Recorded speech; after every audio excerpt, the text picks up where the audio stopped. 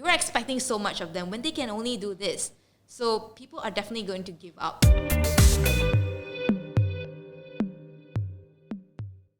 Intermittent fasting is a whole other thing. Number one, yeah. I don't get enough sleep as well, right? Because I'm eating at weird hours and shit like that. Is that better than keto in a way? Again, intermittent fasting, when it comes context of fat loss, another way to create a calorie deficit, because you're taking a whole meal out and you're shortening the window, so you only have that certain time. So everything has a pain thing. Of course.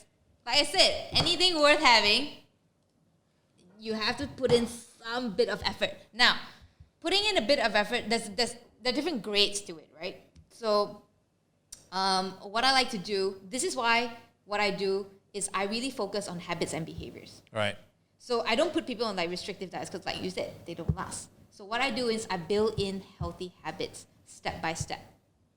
Okay? So that, because habits are the things that people are going to do for the rest of their lives. So for example, like brushing your teeth. It's a habit, right? So even if you're stressed or you go on holiday, you're still going to brush your teeth because it's a habit. So this is what I aim when it comes to food and exercise as well, to make it a habit such that it's not like a pain. And I do it in a very step-by-step approach, meaning to say it can be so easy that you would actually laugh and like, is this all I need to do? That kind of thing. Like what? Like what? So very simple is, okay, so let's say I have a client who comes in, eats maybe like you, and wants to be healthy, right? So I would just say, okay, for this week, your only task is to eat one piece of fruit. That's it.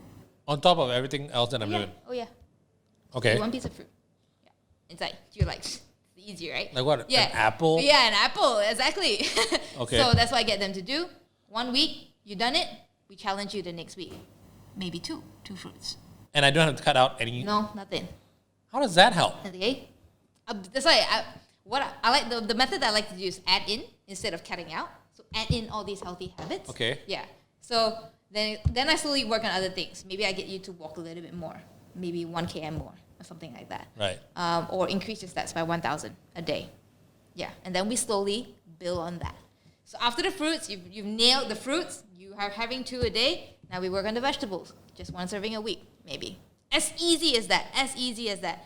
And then once you've mastered that 1 serving, let's have 2 a day. What do people who don't like eating vegetables? Because I know something about you. We were talking right before we started, right? You hated vegetables. Oh yeah, I hated vegetables. How do you get people to actually like eating vegetables? That's a good question. Because if they're supposed to have vegetables in the system, Of but if they course. don't like it, what do you do? Okay, so I do have this client that that really is very picky about vegetables. She hates vegetables.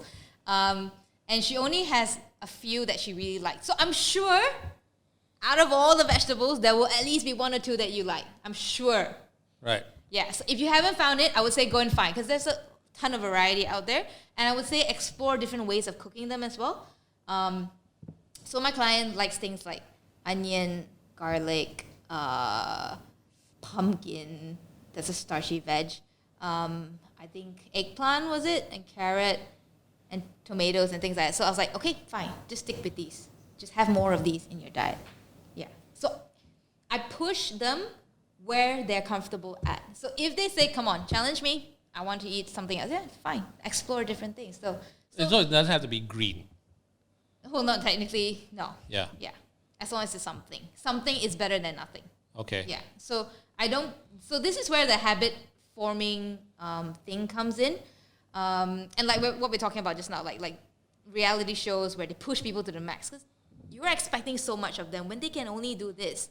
So people are definitely going to give up at some point. If you have such a high goal, but you don't build it to get that point, you make them go there straight away, it's definitely going to be hard. Yeah, I remember a friend of mine was on The Biggest Loser. Yeah. Oh, okay. Right? He lost a ton. He looked great at one point. Then he put on even more.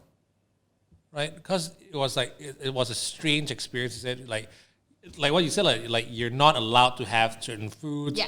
And it's very regimented. It's like yeah. the army and stuff like this. Oh, yeah. It's worse than the army, actually. And it gets, your body craves everything. And then you look great for a while.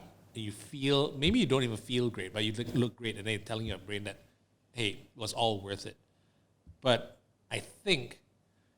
Your physiology is a lot stronger. Yeah. Yeah. right? In this and way. it's well known in the literature. So if you have like the black and white thinking, like all or nothing, restrictive, I can't have this, I can't have that, that actually leads to a lot of problems, Yeah. including a higher BMI, for example. Yeah. Yeah. So there's a lot of problems with that. That's why my approach is all inclusive. You can have whatever you want. Just need to be smart about your food. Hey guys, thanks for watching. Glad you liked it. Now, if you want to check out a full discussion on all our other episodes, click right here. And of course, don't forget to subscribe.